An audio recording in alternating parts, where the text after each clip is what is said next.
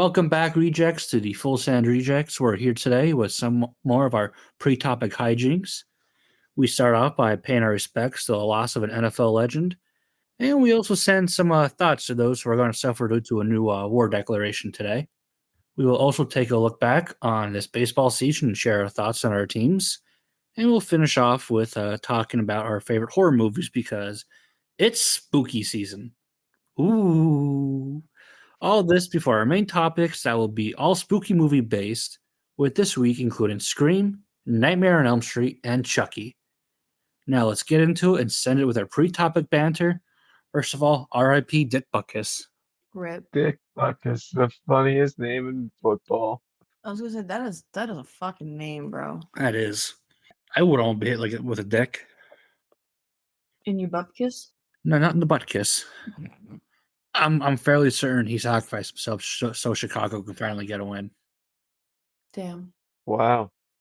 They did it for Dick. They did it for Dick. So did Deshaun Good Watson. for them. Oh boy. What do you say, Chicago? Yeah. Okay. Chicago. Deshaun plays for Cleveland. Yeah. Oh, we just beat him like 2 weeks ago. I know, that's why I'm saying, wait a minute, I'm tired. Oh my god. This is what we record on Thursdays. Yeah. We're out of sync here. To the editor. Yeah, to the editor. I wonder who that is. But no, he football. You cannot tell a story of football without old Dick Butkus. He was Yeah, like obviously I'm too young too young to remember him. We're definitely too young. He played what in wasn't it? Before times. Yeah, and some olden times. Let's see here. Yeah, the 70s. He finished. He went from 1965 to 1973. That was close. The third overall pick in the 1965 draft out of Illinois. Played for Chicago. There's a lot of awards here. Not surprising. With a name like Dick Butkus, you need to do pretty good stuff. Oh, you have to, or else you will be bullied. Wait, he sued the Bears once? Huh. Good. Dick was an animal. I called him a maniac, a stone maniac. He was a well-conditioned animal, and every time he hit you, he tried to put you in the cemetery, not the hospital. Deacon Jones, Pro Football Hall of Fame defensive end. You got hit in the Bupkis. How do you even... What happened? Died in his sleep in Malibu, California. Oh. He's fucking like 90-something. He was 80. Close enough. Once you pass 75, it's pretty hit or miss. Yeah, that's fair. But sure, there's usually like heart disease or cancer or something. No, he just in his sleep. No, sometimes that just happens. I'm done. Yeah, that's true. Life just happens sometimes. I don't know how we're segueing this one. Yeah, that's why did I pause? Because I could not. There's no appropriate segue into this. There is nothing. R.I.P. Dick Butkus. Oh, by the way, There's about a few hundred more RIPs today. Oh, that's a terrible way to do that. It's an honest way to do it. Oh, yeah. Whoa. What's Harold saying? Rest in peace. Saying, hey, here at the Full Send Rejects, we want to extend our sincerest. Well, I was trying to figure out a segue still. Okay. Well, You just found out this like 10 minutes ago. yes, but don't be like, speaking of some deaths. She goes, did anything else happen this week? I'm like, oh, outside the stuff this morning, I don't think so. She's like, what happened this morning? I also slept until like 11 o'clock. Yeah, it must be nice. I slept till like 9:45. It was pretty cool. You know, you can shut up too. We have a lot of editing to do, sir. I ain't editing We were this. supposed to play baseball today. I told you before, I am barely editing this. Where's football? This comes out on Monday. Well, it looks like you have to wake up early to get it done. What the hell? Oh, I actually probably will tomorrow. See what I can do. But no, there was two of us at least woke up and saw this today about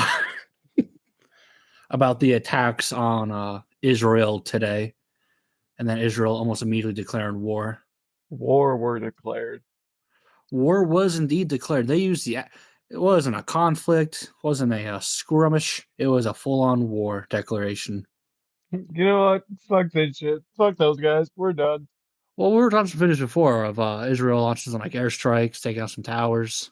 Oh, I haven't heard about that one. Yeah, there was like an interview going on. Someone was like somewhere else, near the building, and they're asking her like what she's seen on the ground or whatnot. And then all you see is a missile just come in, hit a building. Nothing like there wasn't much damage, and then a second missile came a few minutes later and just decimated the thing. It was like a 16 Oh, I story. thought the towers were different ones. Oh no, it was like a 16-story building, and I guess the I thought we were invaders. going way back. Well, I guess the invaders took some hostages with them too, back to Gaza or wherever they came from. Yeah, I thought Gaza Strip got like. Yeah, not a good time. Yeah, it is actually pretty tragic. It's going to be another situation where it's going to be the people without the guns and can't defend themselves are going to suffer. People who just want to live their life. What a down note. Well, we can pick it up by getting off this train and going to baseball. First of all, we were supposed to play baseball today. Second of all, Sure. nothing's looking up in this. Yeah, I feel like you guys got robbed, but I'm not. You were terribly- excited this I was morning gonna when I say, I'm said not terribly disappointed. Yo, Liz took like a 5-hour nap. I was going to try to take a nap today. Why you look at me? I didn't stop you. Hey, Alina, Daddy's going to come take you downstairs. Mhm. Now you have to get up. If you baby her and all she does is want you on the weekends, then yeah, I'm gonna tell her that Daddy's gonna come get her I mean, if I'm like, can I just lay here? and just forget the world. Yep. Taking naps tomorrow. Play catch with your kids. Play catch with your kids, Dad. Why is our sloth falling off? Oh, Alina is an asshole. Makes sense. But yeah, we should be playing November though. When it's crisp 45 degrees outside. Yeah, where that one's gonna get canceled for a snowstorm. Wouldn't doubt it. Come on, global I warming. know you, Pennsylvania. Speaking of our baseball, since our game got canceled today, our tournament got canceled today, I figure we can look back on our teams this year, see how we feel, how they ended. Do we have to? Oh, yeah. Mine started on top, and then Wanda Franco shit the Hey, bed for one of us made playoffs. That's true. Hey, the Rays did make the playoffs. I did. They were just a little underdeveloped for it. For 2 games. You got the joke. Yes, I did. Just like Wander Franco likes it. Okay. Yeah, I get it. We did make playoffs, and we did have a good year. And the only thing that sucked about the Rays was Wanda Franco literally making his own bed and laying in it. I think it was laying in some other beds. Listen, we're not going to talk about it. My Little Pony beds. Some cribs. We did better than some teams. Yeah, that's true. Like the Yankees. Yeah. The almighty Yankees Oh, they're fucking playing like the Browns. disgusting. Come here, Joe doesn't run into a wall and be out for fucking 3 months. Fuck off. It's so nice to just see you guys end up so disappointed in your baseball teams this year. Wait, Is this what it feels like? I'm not disappointed in my team. We did not have 100 losses for once. We're moving up. you weren't terribly bad. Listen, we finished with the Cardinals. We didn't have 100 losses, and we did it all without O'Neal Cruz and our shortstop. I feel good. Yeah, my team's just supposed to be good. My team's supposed to be terrible, and we are kind of all right. I think we could have a team out of the playoffs, too. Was I it don't the know, Reds? but the Phillies I are think fucking Reds. rolling right now. Yeah, I'm satisfied with how the season ended. Are you? Oh, I am. Me on top? We'll finish that Rummy game later. Yeah. We're losing 450 to 60. Let's talk about yesterday from a game where you got slaughtered. That was a whole different day. At least I had points after like 4 rounds. You kept going negative. Okay, and it's just a game. I love how you only bring up when you win a game, never when you lose one. That's not true. Like, were you so excited to play softball again, today and strike out every time? Damn right I was. I go up there with all the energy in the world. I know it's about to happen. I You talk have- all this shit and I expect no results. You said I'm gonna make contact, but it's going to a grounder. Hey, that one time I had a ground ball to first base and they didn't move because I was charging them. Charity softball. Great time. Although we might have a new player. Yeah. I scouted.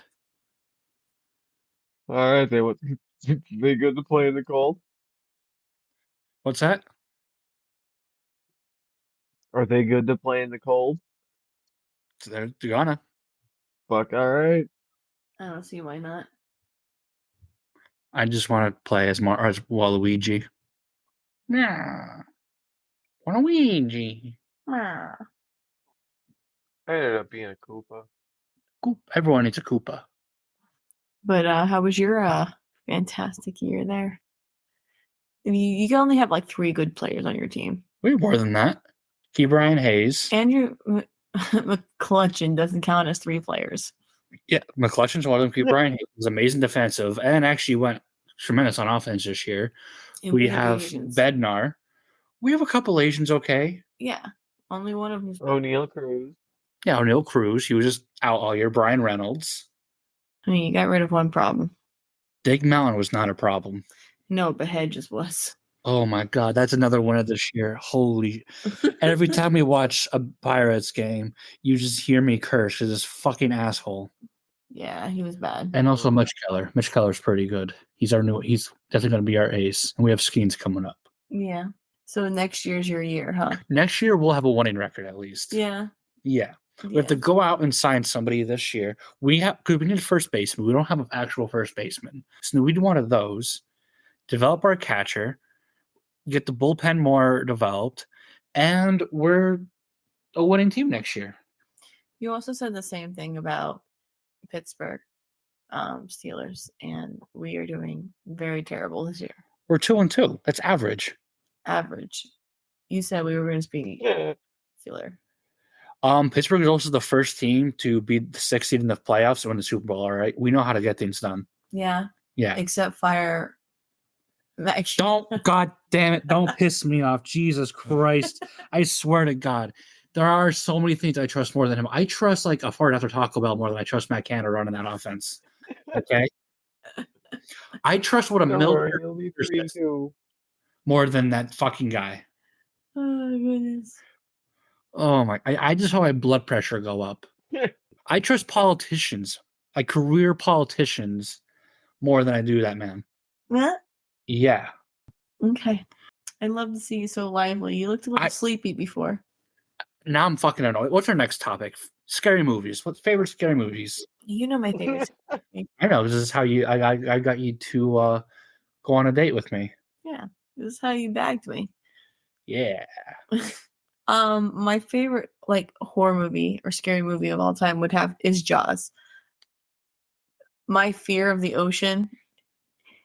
That movie might not seem scary to most people, but it's fucking terrifying to me. And there's not a lot of movies out there that can scare me the way that one does. And there's something about Pet Sematary that just makes me like cringe. Those are 2 classics. I love Jaws. Yeah, I love it. There used to be a video game I used to play about Jaws. Just go around killing things. It's awesome. Sharknado? No, it was actually like Jaws video game. Oh. I remember that. I didn't have games growing up, so I had Super Mario. Waluigi. Nope, not even him. That was Mario Party. Oh damn. Well, you Billy, what's your favorite scary movie? Well, Jaws is definitely one of them. Yeah. Also, where my ocean fear comes from. Love a good Pennywise, though. A good It is very good. See, I've always had a fear of clowns, so any clown movie terrifies me. It's not enjoyable to watch, but if I want something that's really going to get my blood boiling or racing or make me run up the stairs at night without looking behind me or turning a light on, those are movies I would watch. No, if I want a scary movie, I want to be goddamn scared. I'll let the clown do it. Yeah. Terrifier is that one creeped me out. I fucking love Terrifier. Yeah. My father got me with Killer Clowns from Outer Space when I was younger, and I've never been the same since then. I fucking love that one too. Yeah. Terrifying. Spooky. You know what movies do it for me? Like they really like edge of the seat, like the Insidious and the Conjuring movies. Oh, I love Insidious. Like I love a good haunting movie. I just don't like them when they follow me in my dreams. That's true. You know the first movie that I watched as a kid that didn't give me nightmares? Hmm. The Amityville Horror. Really? It's probably why I have such an attachment to Ryan Reynolds.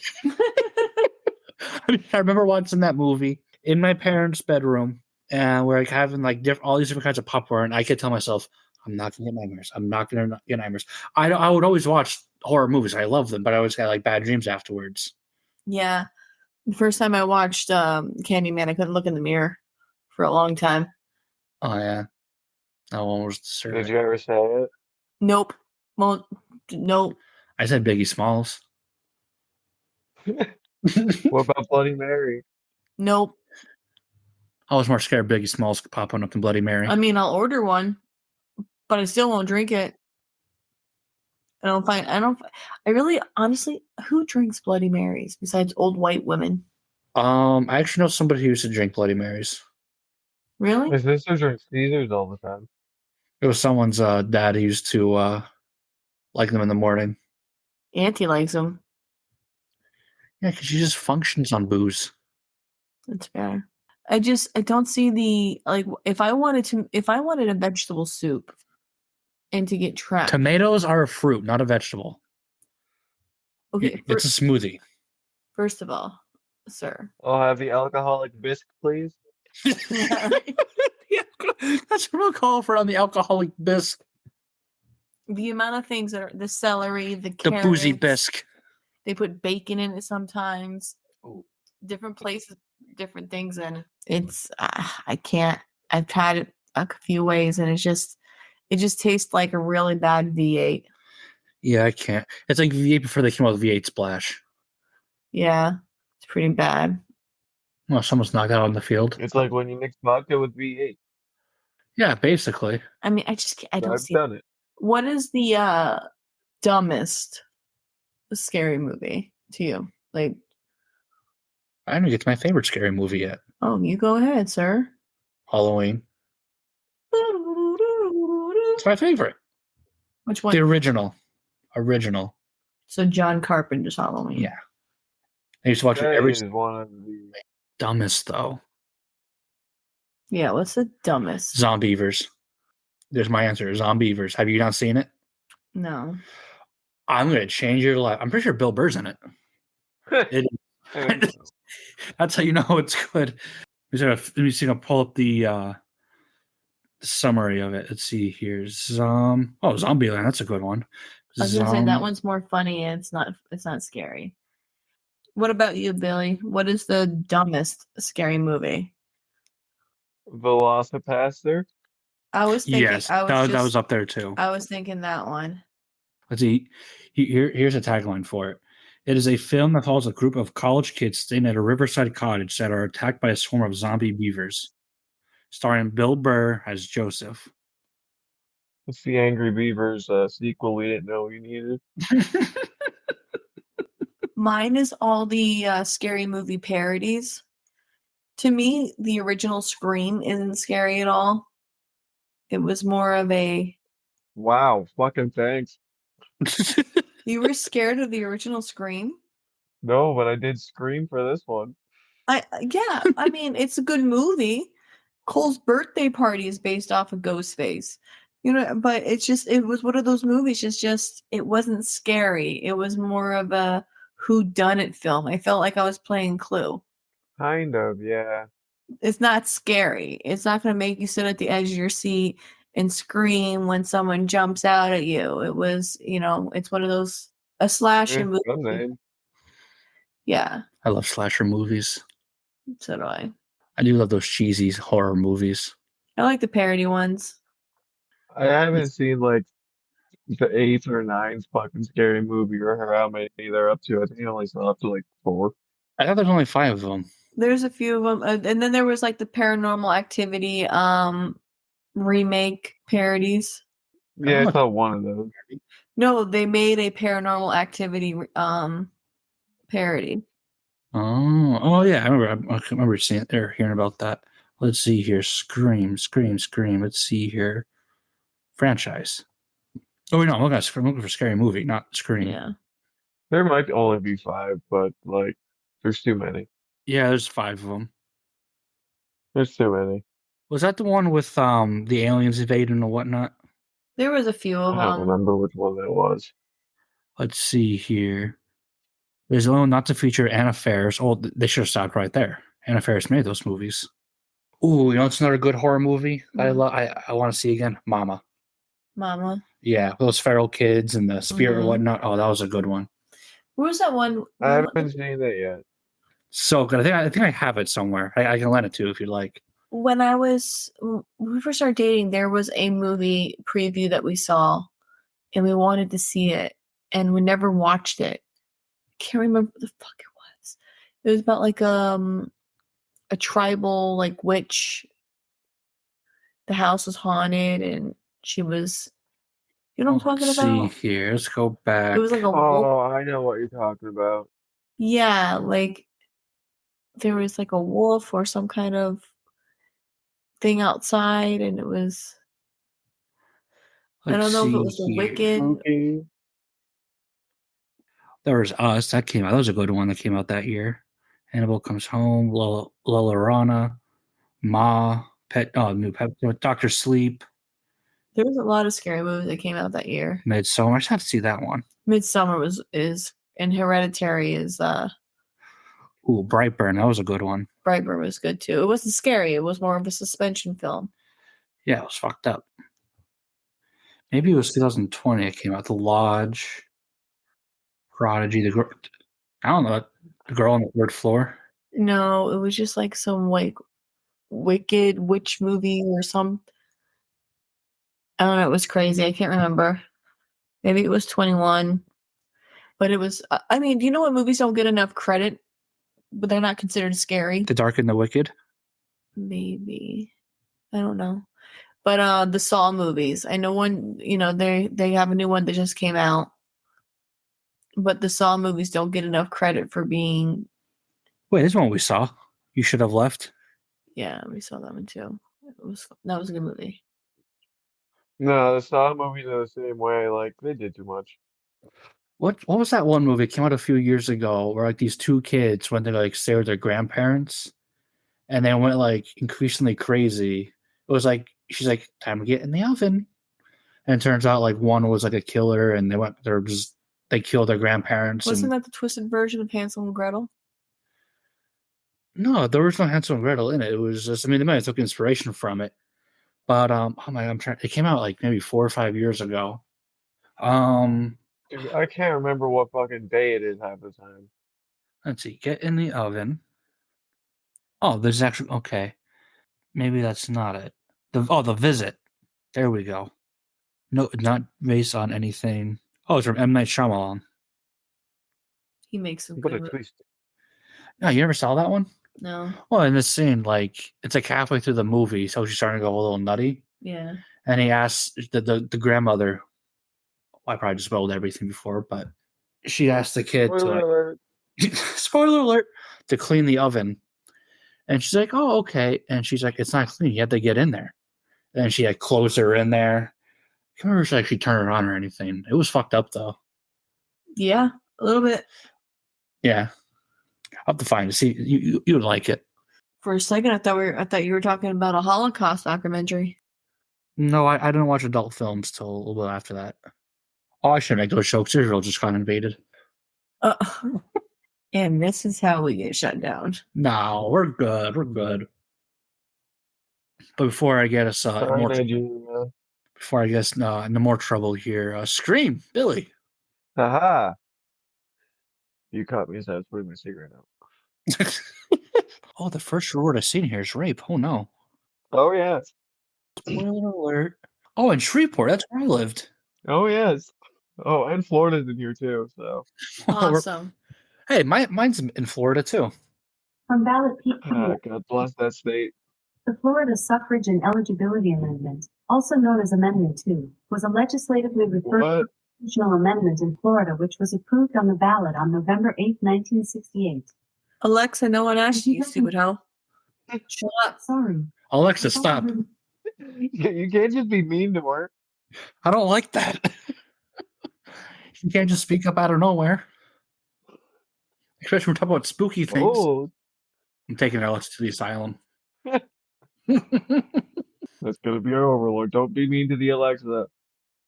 All right, take 2 for Scream. What's your favorite scary movie? For a lot of people, me included. What? We just had I this know. conversation. I know, but it was in there and it was too late to change. What's your favorite scary movie, even though we just talked about it? For a lot of people, me included, one of the answers is the 1996 blockbuster Scream. It is said to have reinvented the slasher genre of movies, and it was actually based on real events, which is terrifying, kind of. In 1990, Danny Rolling terrorized the college town of Gainesville, Florida, slaying 5 people along the way after leaving his hometown of Shreveport, Louisiana. Oh yeah, he killed 3 people there too. What drove Danny to his life of rape and murder? There it is. There's the rape. No. Could it have been his awful childhood? Almost 100% yes. Let's go back and begin at the beginning of the Gainesville Ripper. You want to start at the beginning when you already dropped the hard R? Yeah, just sort of trigger warning in there now for people who might Yeah, we're putting a thing up on an explicit thing on. Oh, I always do that. Yeah, that's a smart move. Daniel Harold Rowling was born in Shreveport, Louisiana, Kodak, to James and Claudia Rowling. James was a police officer and kind of a huge dick. From the beginning of their marriage, James was an abusive husband, and upon finding out that Claudia was pregnant just a few weeks into their marriage, he had become angry at the mere thought of parenthood. From as young as Danny could remember, his father would tell him that he was unwanted and that he shouldn't have been born, all the while beating him. Claudia would have another son named Kevin, who, you guessed it, also got the shit kicked out of him. Claudia had left her husband several times, only to end up back with him after, I assume, a lot of unkept promises. Shockingly, James was a Shreveport police officer, too. Danny was recommended for a lot of counseling from his school when he failed the 3rd grade. Obviously, he didn't get the necessary counseling and failed the 3rd grade again. So that's twice up on the 3rd grade. You know, every time I read or hear something about Shreveport, I'm like, all right, here comes something good about where I lived. No. I started with the hard R. Pretty sure the best who came out of Shreveport was Terry Bradshaw. That's it. You're pushing it. New Orleans is not Shreveport. I understand that, but still. Same. Not same. Way opposite ends of the state. Where's something good from Louisiana? And you can't even say Popeyes. Popeyes isn't. There's better things from Popeyes. The food. Good. Louisiana has some good food. It's fair. Louisiana as a state has good food, but you get a lot of fucking bagging from New Orleans. Those Cajun sons of bitches know how to cook. Danny spent his teenage years searching for normal family life. Unfortunately, he did this by stalking women. My personal belief is that this is where Danny's murderous mind started working, but he just wasn't up to it. He was said to have a very low self-esteem, so he probably didn't think he could actually accomplish a murder. He got caught peeping into houses quite a few times and was labeled as a peeping Tom around Shreveport. Once his dad caught him looking into a house, he threw him in juvenile detention for 2 weeks just because he could, cop. Danny would also attempt suicide around this time, but he failed. Another kick for the self-esteem. just another kick for the old self-esteem. How does one fail to kill himself but manages to kill other people? I mean, I'm sure there's some different things involved here. I mean, I was ready to be offended at the question and I don't know. Maybe he learned from his mistake, like, oh, this is what I should do instead. Maybe. Apparently he caught his mom slashing her wrist at one point and then did the same thing. Huh. Oh, okay. PTSD. We love this. Yeah, so he's getting the shit kicked out of him. He's got to deal with that. And he's not getting counseling. Damn third grade. That's where he went downhill. That's where it always goes downhill. You learn cursive and fuck. After you learn cursive, the whole life is cursive. You figure out what the doodly path you're taking is. In 1971, Danny enlisted in the United States Air Force after being denied entry to the Navy. The Air Force was second on his list. Woo! His enlistment didn't last long as he was forced into an early discharge because of his drug use and drinking. I think he was caught with weed or something, and apparently in 71 they didn't like that too much. Keep in mind, back From then, what I you get know, beer from vending machines. yeah, from what I know of the Air Force, it seems a little severe. After his dismissal, Danny married Omatha Halko when she was already pregnant with Danny's child. Danny wasn't the greatest of husband or father, seeing as his role model was Officer Dickhead James. The couple divorced after only 3 years when Danny put a gun to Omatha's head and told her he was going to kill her. Yeah, I can see how that might, inhibit their relationship.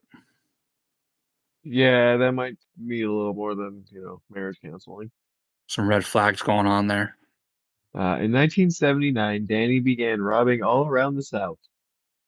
He was a big fan of supermarkets, specifically Winn-Dixie.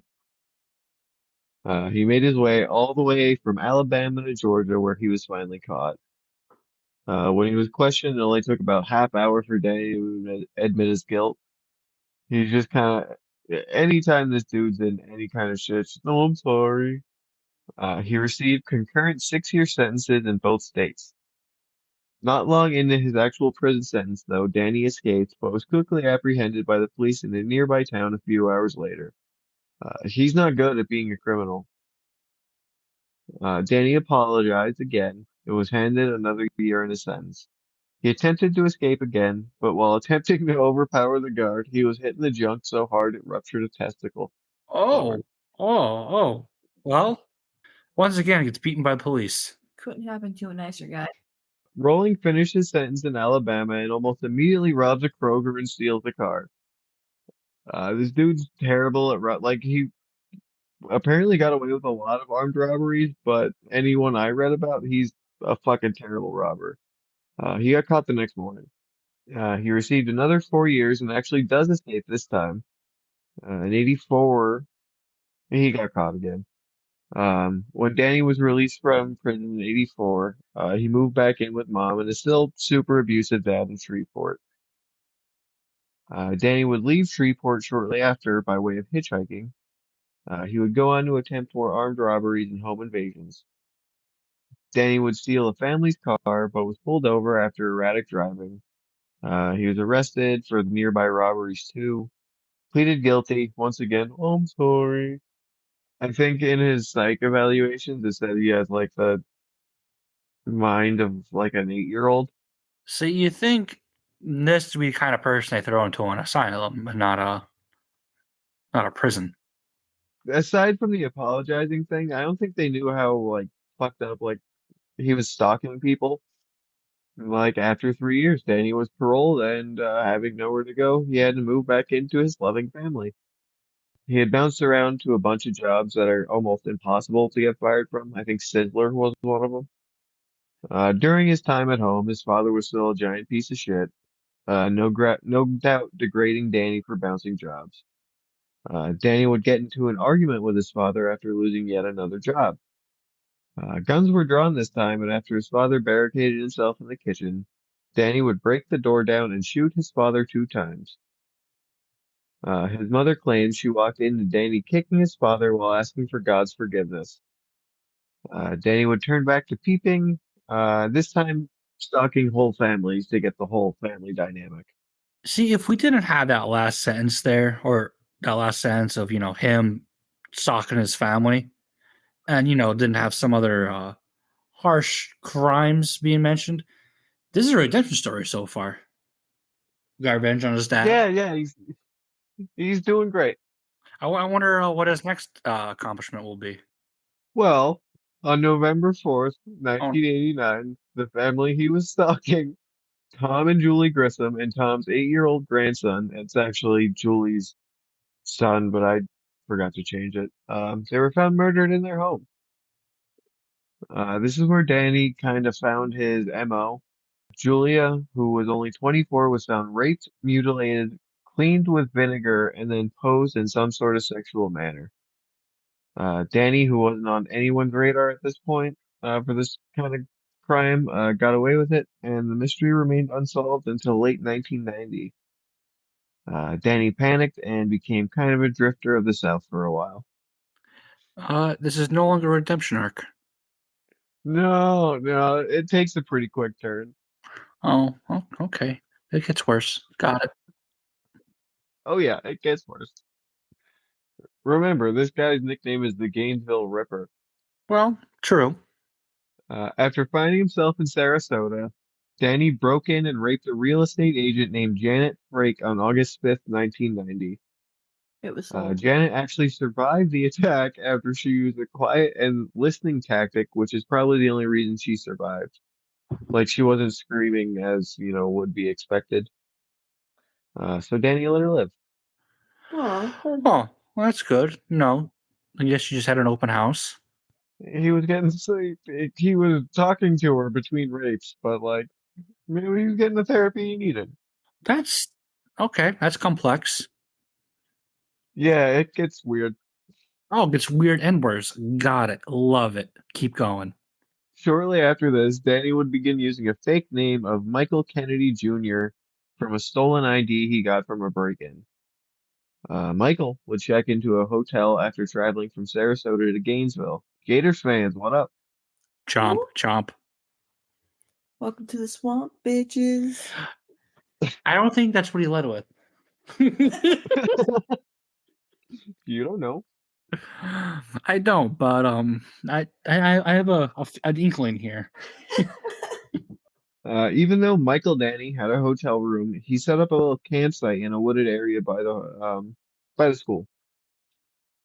When police had found the campsite, they found a cassette tape Danny had recorded supposedly as an ode to his family, assuring them that he was a big boy. It was going to be all right before ending it with, gotta go. Gotta go for a little while. I got something to do. And boy, does he. I can't wait to see where this adventure goes next. On August 24th, Danny breaks into the house of Florida University students Sonia Larson and Christina Powell. Danny taped both of their mouths shut and quickly killed Sonia upstairs as Christina was his target. He had stalked them for his entire time in Gainesville. Well, okay. After binding her hands and cutting her clothes off, Danny committed a lot of different forms of sexual assault on the girl, including rape. After her word, he would stab her 5 times, which killed her. He would then go upstairs to Sonia's dead body and rape her. Necrophilia was on the bucket list, I guess. Oh, well, I'm gonna yak real quick. Yeah, it gets worse. It gets worse than necrophilia. Okay, maybe not that worse. I was gonna say, like, there's not much up there past that. It's not great, but I don't know if it's necrophilia. As far as I know, there's no more. As far as you know, there's no more necrophilia. Awesome. But, like, there's none in here. Oh, okay. The day after, Michael Danny murders another girl, 18-year-old Krista Hoyt. Krista was his most brutal murder. After raping and murdering her, Mikey Dan would gut her entirely, clean her body, and display her body in a very sexual manner. Her head was across the room watching all of it. What the actual shit? Okay, imagine if like he did that, but he stuck a pig's head on top of the body. Oh, now we're intertwining different movies. Yep. Oh, he'd be like John Wayne Gacy, the fucking concept for every goddamn movie. He was a concept for Pennywise. Honestly, I was kind of just referencing to where like for 6 weeks straight you were all about pigs. Yeah. So Oh good. wow, did we lose the pegs already? The pigs haven't been mentioned in quite some time. So, That's true. I had bacon for dinner. and I need to humor myself a little bit because this is very disturbing. On August 26th, the parents of Sonia and Christina become concerned and alert the local police department after not being able to reach their daughters. The police presence for a routine wellness check seemed really high, sparking paranoia on the campus. The media also got a tip once the bodies were discovered and quickly arrived.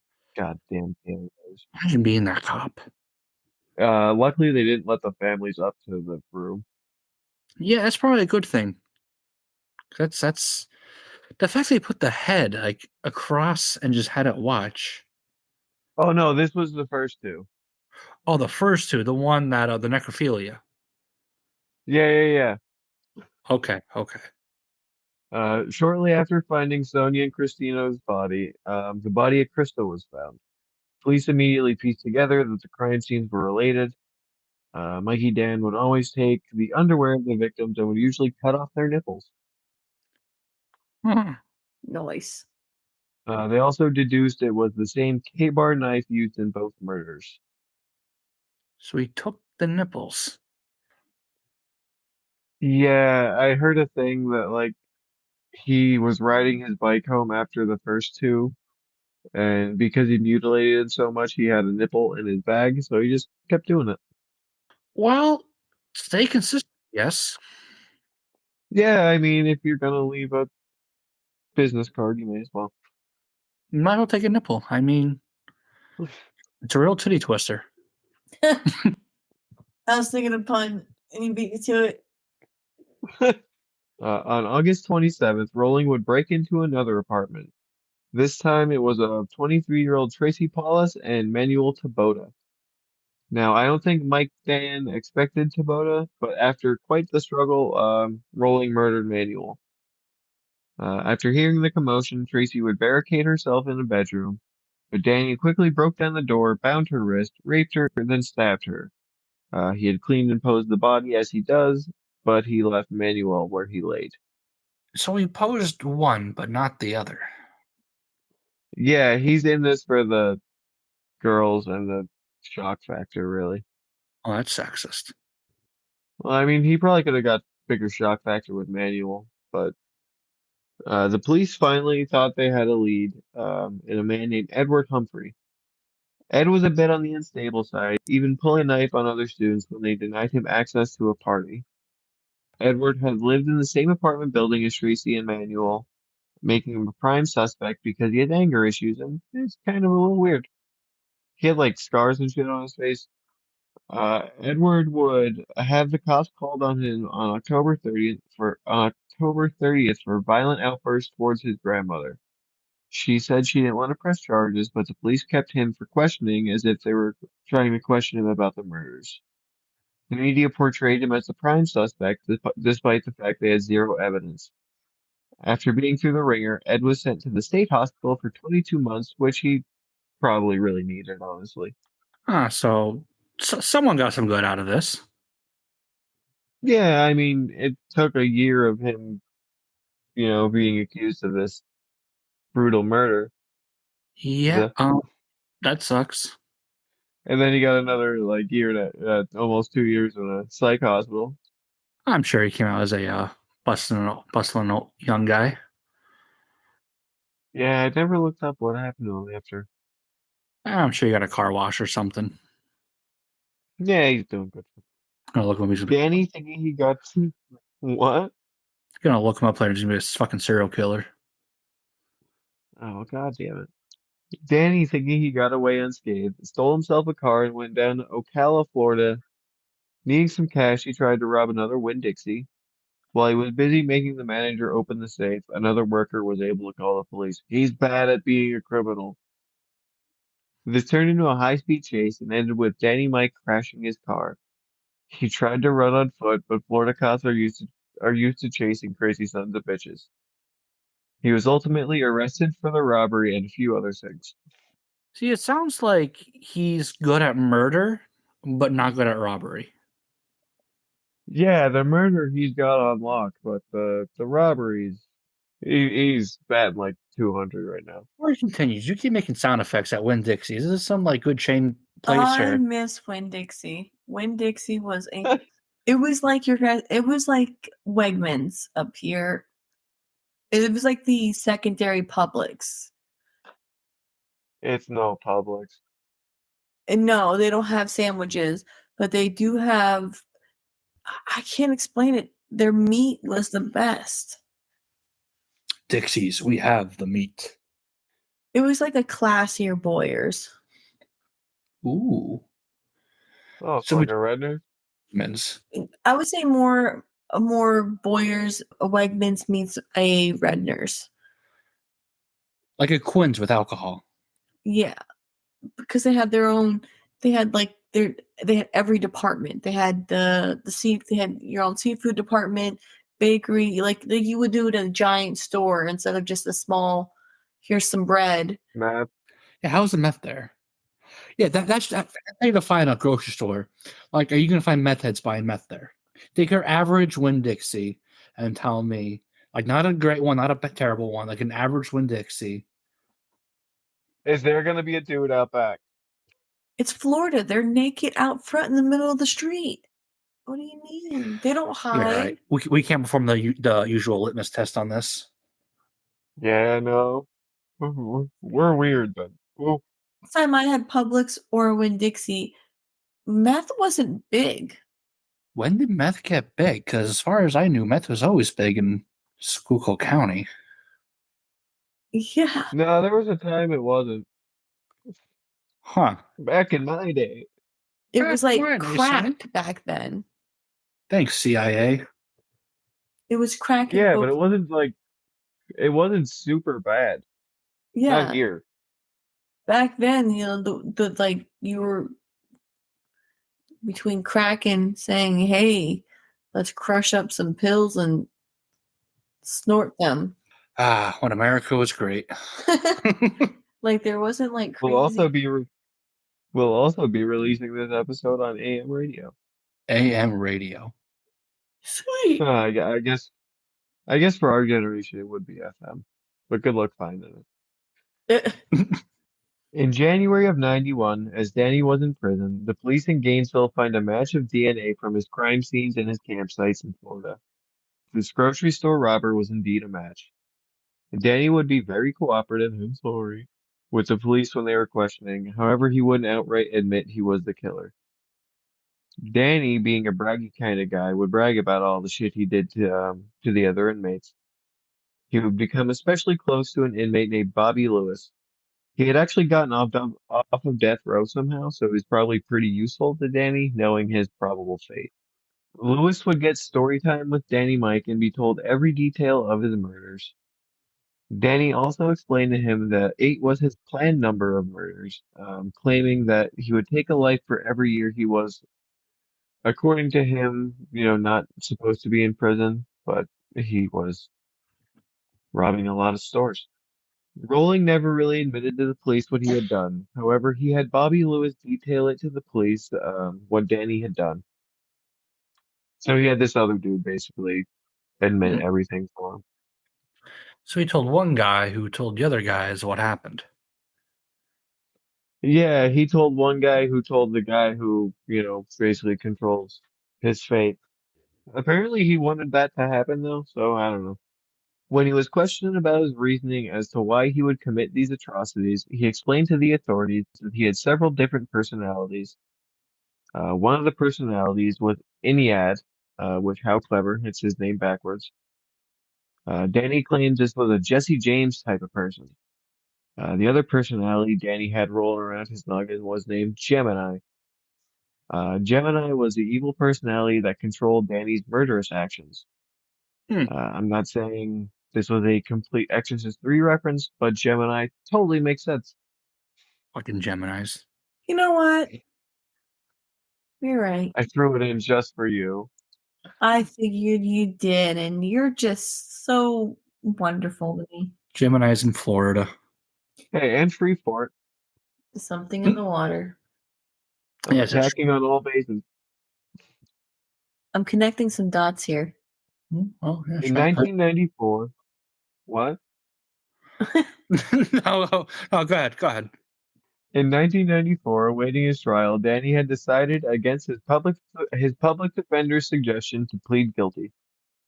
The public defender advised to plead not guilty so he would have a chance to miss the death penalty. I guess public defenders lose points if their client is executed, so I don't know how that works. It said that Danny didn't want to put the families of the victims to see the crime scene photos. I personally think this was just a publicity stunt to look like he was truly sorry for what he had done. Danny signed the guilty plea in an attempt to keep the evidence hidden, but it was still brought out during his trial. The judge had made sure that none of the charges could be appealed and sentenced Danny to death for the 5 victims from Gainesville. But wait, what about the murders in Shreveport, you ask? On March 30th of 1994, after a phone tip, Danny confessed to the murders in 89 in Louisiana. I mean, what else is there to lose? This dude's already on death row. It's a fair point. Yeah, I mean, after so much, like, what are you gonna do? Oh, fuck, this is a long one. Because death row takes forever, on October 25th of 2000, Danny was finally executed by way of lethal injection. He had lobster tail for his last meal and just wanted to sing a hymn. Several of the victims' families were in attendance, which, right before he had the needle, he had pulled out a note to read aloud. In order to fulfill all things that no stone be unturned, hereby I make a formal written statement concerning the murders of Julie, Tom, and Sean Grissom in my hometown of Shreveport, Louisiana. Hal Carter, Julie Grissom's former fiance, is 100% innocent, totally pure of that crime. I and I alone am guilty. It was my hand that took those precious lives out of this old dark world. With all my heart and soul, could I bring them back. Being a native son of Shreveport, I can only offer this confession of deep felt remorse over the loss of such fine, outstanding souls. Then he went on to try some Shakespeare shit.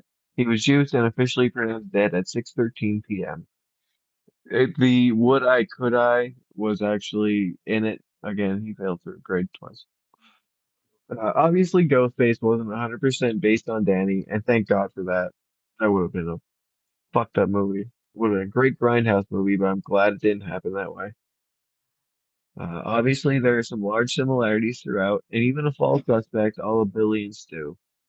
I stand by this was Matthew Lillard's second best performance, and I will die on that hill. What are some things you noticed Ghostface, Danny, and the whole situation have in common with each other? Let us know on our socials while you wait for next week's episode. Look, I did a lead-in. You did. Very good. So Lillard's best performance is Shaggy, right? No, it's SLC Punk. It's Shaggy. That's And I fair. die on that hill. Well, it's a good thing you took us to Florida, because we're going to go back to Florida. I can't wait. Boy, we're spending a lot of time in Florida. Well, we did want to do horrific things. I can't wait to take you guys on the opposite side of the fucking world. So we're all familiar with classical tropes in some horror movies: the possessed doll, hell-bent on murder, or bring an evil deity to life through a possession. There are few killer dolls more iconic than Chucky, the antagonist in the Child's Play franchise of movies, and apparently a currently running TV show. Yeah, it's not bad. It's not great, but it's not bad. So, what was the real-life inspiration to this blue-eyed doll, which contained the soul of a vicious serial killer? That's what we're about to find out as we shockingly have to go to Florida for this story. Specifically, Key West in 1906, when a doll named Robert was given to a young Robert Eugene Odo by the family's maid, who was believed to have put a voodoo curse on the doll because she was kind of pissed at the family. Haha, you attacked the wrong Floridian. I just said Florida in general, okay? We both know what you guys are doing. I'm not attacking any specific Floridians. Mm-hmm. This It missile. was a honest coincidence for me. This cat is going crazy over this sock. She's a fucking psycho. I love her so much. Anywho, the doll is actually named Robert after Robert himself. He just kind of gave him its name. I guess he had no imagination. But the straw stuffed doll stood 40 inches tall and wore a white sailor suit. The doll also looked like something you see as a prop for horror movies, so I'll be getting around to posting on our socials for everyone to see because it is just terrifying. Oh yeah, Robert's a doll. I've seen that. Yeah. However, He's big in the ghost world. Jan Otto loved the doll and apparently kept him until his death. People found the relationship between Otto and Robert to be very strange as they were always seen together, and Otto would often talk to Robert in the first person as if he was like a living, breathing entity. It was not long before Otto's parents began to experience some new spookies happen in their house. They began to hear a deep voice accompanied with creepy giggles coming from Otto's bedroom. And could it be that Otto was just being weird? However, the parents did not recognize this voice. They also began to hear footsteps running along the staircase by the bedroom. The one thing that frightened the parents the most was Otto screaming in the middle of the night in a pitch that sent shivers down their bones. They would rush to see what happened, and they would walk in and find Otto frightened underneath his blankets with his belongings and furniture, and like some heavy ass furniture, thrown around the room with Otto crying, "Robert did it, Robert did it." Doll is jacked. Soon the house slaves, I'm sorry, this is post-Civil War, the servants soon began to leave the family due to repeated incidents, and as the word spread through the community, the family found it hard to find replacements. I'm sure they'd really cursed out Lincoln at this point in time. Yeah, they weren't really for sale at the point. Otto blamed all incidents on Robert, such as furniture being ruined and the destruction of other toys, especially his sister's toys, while suggesting that Robert was possessed by a spirit. After Otto purchased his own house during adulthood, neighborhood children reported that the doll would just randomly appear and then disappear and reappear through at different windows throughout the day. Holy shit. Yeah, it kind of just moved. I just wanted to tell you that the Diamondbacks are up 6-0, and it's the bottom of the first. Oh, there is a god. His name is Randy Johnson. It was not only Otto that made claims about Robert. Some speculated the doll moved on its own, making expressions and blinking and even running around with an evil laugh. Once Otto got married, he left the house with the doll. However, when his parents died, well, he left the doll behind, but he left the doll. Oh, I gotta start over. I just lost my place. Once Otto got married, he left the house with the doll behind. However, when his parents died, Otto inherited the house and rekindled his relationship with Robert, the doll, to a point that his wife made several comments that he was simply being too attached to the doll. Because he never really got out of those old habits of blaming things on him, talking to him in the first person, making claims that he's alive, and now he's an adult person, so it's going from kind of creepy to kind of sad. I'm saying that old habit. Oh, Daniel Rowling needed this doll. What old habits are you trying to refer to here? He said his old habits. Yeah. They die hard. Moving on. Knee slapper. After Otto's passing in 1974, his house sold to Myrtle Reuter, who reported some mysterious circumstances occurring after finding a Robert locked inside of a trunk. Her 10-year-old daughter immediately fell in love with the doll, and soon the shenanigans started once again. They would often hear giggling and footsteps in the attic and claimed that the doll made facial expressions and seemed to have like negative expressions if anything about Otto was said in its presence. However, this time, Robert became a little more violent, mutilating toys. They even found the family dog with a cord tied around its neck. And for Billy's sake, I had to clarify the dog lived. Thank you. I thought of you when I typed that. I couldn't just leave you in anxiety. Appreciate that. Anytime, bud. Myrtle would eventually donate the doll to the Fort East Martella Museum in Key West, Florida. And the legend continues at the museum. Several people reported facing a variety of misfortunes if they ever disrespected the doll at the museum or took pictures of him without asking for permission or saying anything negative about Otto. So, talk shit, get hit. There were a ton of people who sent Robert apology letters, and they're actually on display. Well, how do you know if the doll says yes to wanting a picture? Does he nod? They kind of just asked, and then they went for it. I hope they still got slapped. He didn't want his picture taken that day. Yeah, no. A lot of people had some trouble after doing some of this stuff. That will conclude my segment on Robert, the sailor doll that came to life, and a doll that provided some inspiration to Chucky, who, as I'm finishing this, while I was finishing writing this, I found it kind of funny. I gave myself a laugh that it was a red-headed doll that absorbed a soul. Which might have some inspiration that gingers don't have souls, and that's just my theory, so take that for what you will. Anywho, if you have a doll and experience weird shit, make peace with it, accept it, or send it to Florida where no one will bat an eye. It's funny. Follow up, the doll is currently in Zach Bagans' creepy museum in like Vegas or some shit. Is it now? Sure is. Huh. I didn't see that. Pretty cool. Cool. Cool. Cool. You guys ready for me? I'm ready. Okay. I wanted to look this up so bad, but I was waiting for you. Hello, rejects. Hi. How you doing? How would you react if you knew that one of the best horror movies ever filmed was inspired by a true story? I was around 7 years old when I first watched this movie, and it was the first night that I was unable to sleep, or nor did I dare to turn off the lights. Sharknado was out that long? Shut up. The Zombievers. Before we dive into this, I would like to know what a scary movie frightened you the most as a child.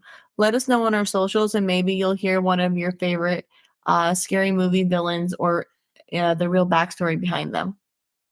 So now, turn off the lights, grab a pillow, or whatever you have next to you, and let's get into the story. But before I do, remember, don't fall asleep. So if you haven't guessed it by now, I am covering the real inspiration of Freddy Krueger. Freddy Krueger had the power to enter dreams and to torture and kill his victims. And when Wes Craven heard about these terrible events, he was inspired by the people who had terrible and upsetting nightmares. A family in Cambodia coming to America to escape mass genocides in the killing fields. They made it to the U.S., and all was fine until a young boy in the family was terrified to sleep because he felt that if he slept, he would be killed by something chasing him. He was forced to stay awake for days at a time, and eventually he died in the middle of a nightmare. There were 3 other stories that were of unexplained deaths from Cambodia. None of the stories were connected, these deaths together, but all of them were eerily similar. But no one said, hey, by the way, they died the same way. Maybe this is something we should look into. Was it the same type knife? The last of the men dying in their sleep was found with a coffee maker and discarded sleeping pills that he never took. This became a huge thing. No one put 2 and 2 together.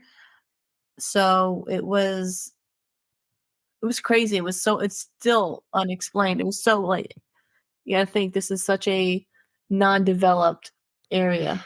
Well, to be fair, at this point, too, that's when the Khmer Rouge took over in Cambodia, and they were just massacring people. I'll get to that. It's all in book I was reading this morning. Yeah. It's in the killing fields. Yep. I was going to say something, and I was like, oh, let me wait till later. Oh, very nice. Okay. This isn't the first case of Southeast Asian refugees dying in their sleep. However, young men in Cambodia were falling asleep to their deaths due to a fatal ailment. This was eventually named the sudden unexplained nocturnal death syndrome. Dick Butkus. I was going to say it, but I was like, let me have some respect for once in my life. You didn't hear me like Dick Butkus. Oh, shut up. The ailment affected young men between the ages of 20 and 30 who were persecuted in Cambodia after they were recruited by the CIA and agreed to molest the North. Oh my God. How does it feel?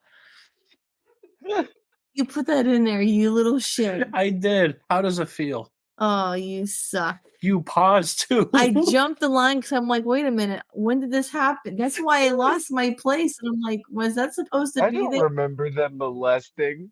Yeah, and I'm like, wait a minute, let me start all over. And then I did it again. You shit. Do I have to start this over again? Are you gonna cut it That's out? funny. No, I'm No, not. you're such a dick. The original word was fight. Oh my god, fight. The CIA agreed to fight the North Vietnamese in the Vietnam War. You're such a dick. I'm like, wait a minute. As soon as I said it, you fucking jerk. Oh, I'm crying. Oh, okay. Let me regroup myself here yet again. Oh, that's great. Between 1978 and 1981, there were 13 nocturnal deaths in these young men, recording 98% of those deaths occurred between 10 p.m. and 8 a.m.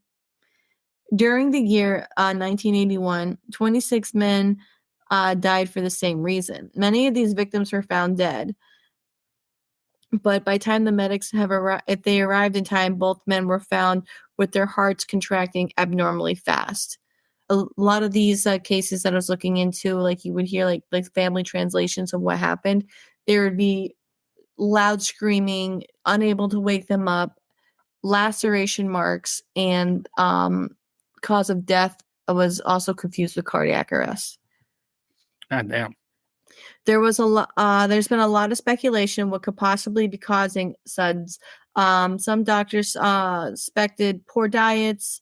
The longer the refugees were living away from the camps on the killing field, the more likely they were to live. Others suspected that it could be due to the exposure of the chemical nerve agent that was during the Vietnam War. But that was ruled out quickly because medical examiners also mentioned that if it was a chemical agent, it doesn't make sense if it would just affect only men in only a certain time frame in the evening. Some felt that they were being punished by the spirits for abandoning their homeland.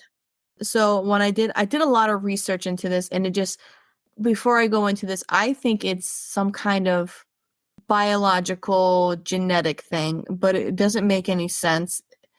It only happens to men. There's only been a few cases of women having similar, but it was ruled out to be heart attacks. So it still only happens within that range. So SUDS is still unexplained to this day.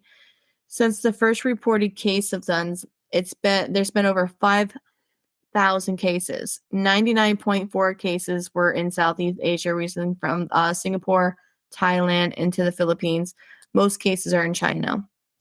Only 30 of these cases were reported in the U.S. after Southeast Asian refugees came over. Scientists still believe that it's genetic disorder, and it's still just a hypothetical thing. I know that I won't be sleeping in any of these countries anytime soon. Even though most cases are in men, I'm not taking any chances. Now, it was so hard to find anything outside of this. There's been other stories, but they were all quotes from Wes Craven's, and it was more so the inspiration on why he did Freddy Krueger.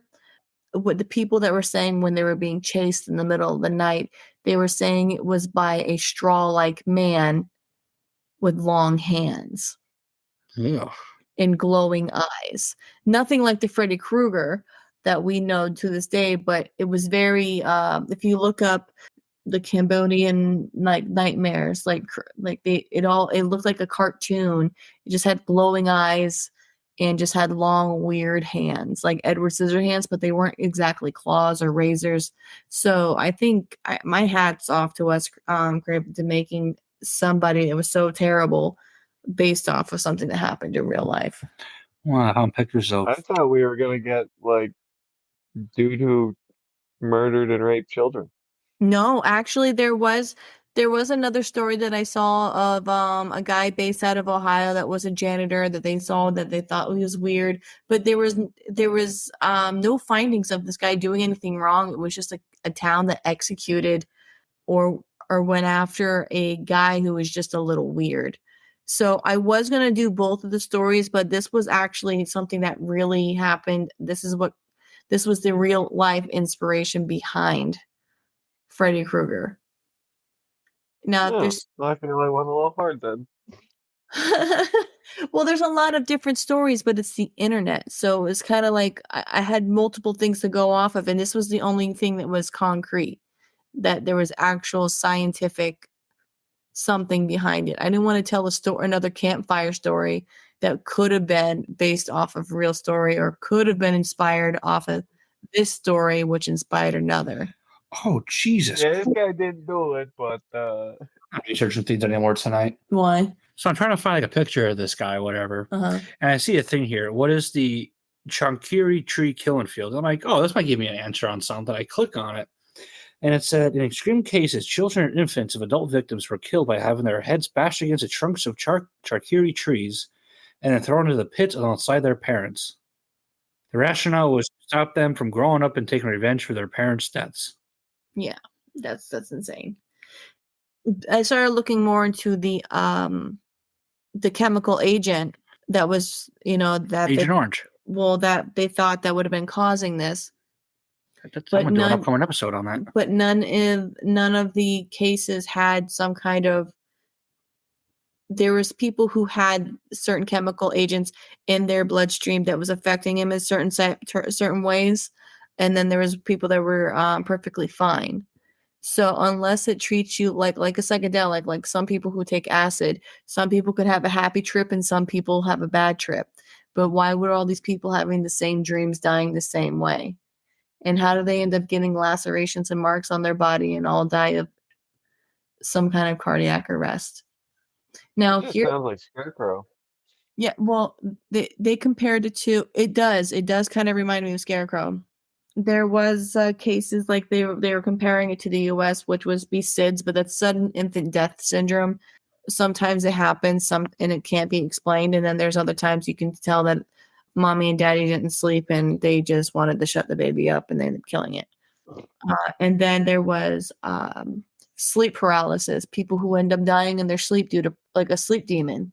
They're all from some kind of Asian descent, and there's no cases of anybody dying of the sons that is of any other nationality. So that's what's making me think it's some kind of biological defect or hereditary. I don't know. You can't say that. I don't know. I don't know what it is.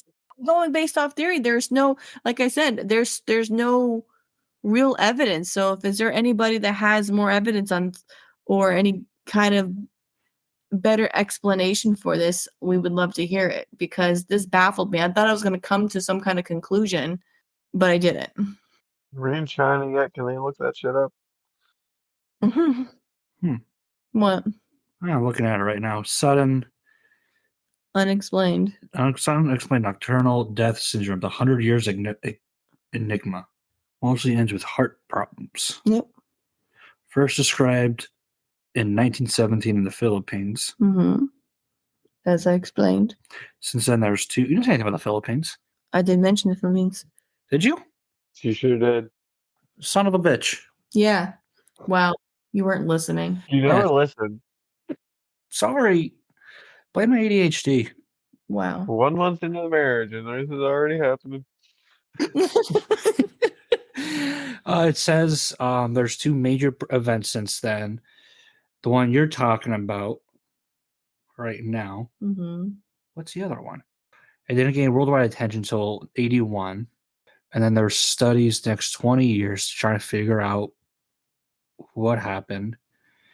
They found a correlation between suns and a pathogenic mutation on SCN5A, which I guess is a DNA strand? Yeah, thank you.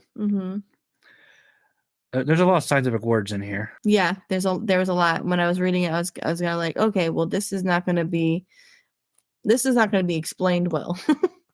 No, you're a scientist. You figure it out. But a lot of the experimentation or research behind it kind of like stopped after like 2003. Most findings were developed in 1996 to where their hypothetical was a genetic disorder based on neurons in the brain. Some I think mental disorders are hereditary. There's some people who it skips, and there's some people who, it hits. You have heart disease, if it runs in your family, some people can have a heart attack in their 30s. Some people won't can go their whole entire life without a heart attack. It's what I cannot explain. It's the death, the times, the age group only happening in men. It's creepy. It's quite strange. Well, I'm not going to sleep. Well, you are a man. You are within the age group. So Fucker. unless you're of Southeast Asian descent, I think you're okay. No, I just bang a cock here and there. Can't stand you.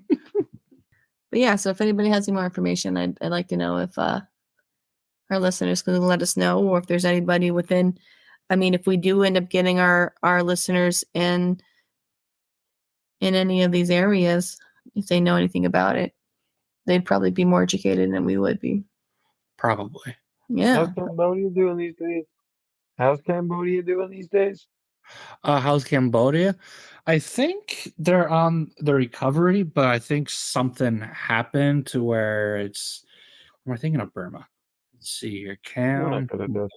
I think after the Khmer Rouge went down, things kind of got a little better.